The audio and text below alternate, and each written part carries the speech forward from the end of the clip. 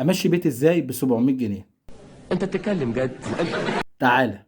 تعالى لو انت مش عارف ازاي تمشي بيتك ب 700 جنيه، ولو ان دي من المستحيلات، بس اسمع الفيديو، مش هتخسر حاجه. 3 كيلو رز انصاص ب 75 جنيه. الله، لا هذا صدق اه. ما تكتب ما تكتب. 3 كيلو مكرونه اشكال مختلفه وانصاص سايبه ب 60 جنيه. نص لسان عصفور ارباع ب 10 جنيه. نص قمح بليله ب 15 جنيه. 10 جنيه عدس بجبه هيديكي ما تتكسفيش. نص شعريه سايبه ب 10 جنيه. كيلو اجنحه بالكتف عشان تكون فيها لحم ب 60 جنيه. نص كبد وقوانص ب 40 جنيه مع شويه رز. ومشي يومك يا عسل. نص كبده مستورده ب 75 جنيه مجمدات. ربع كيلو فراخ بانيه ب 45 جنيه والف هنا يا قلبي. وركين كيلو الا ربع ب 65 جنيه.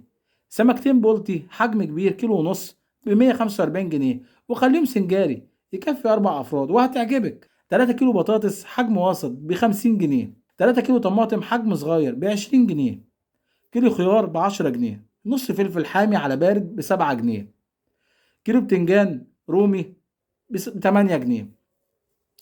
كيلو بتنجان رومي ب 8 جنيه، او نقول يا عم بزنجان رومي، او نقول بجنجان، شوفوا انتوا عايزين تقولوا ايه، وهي اسمها كده يعني زي اسمها كده، بس احنا بنقول عليها بتنجان. كيلو بتنجان رومي ب 8 جنيه. كيلو ليمون ب 8 جنيه وسيبه في الفريزر. كيلو بطاطا شويها وبالعسل اعمليها ب 5 جنيه. نص فول هتدمسيه وشيلي اكياس في الفريزر وادعي لي. شيروا في الخير يا جماعه وصلوا على النبي.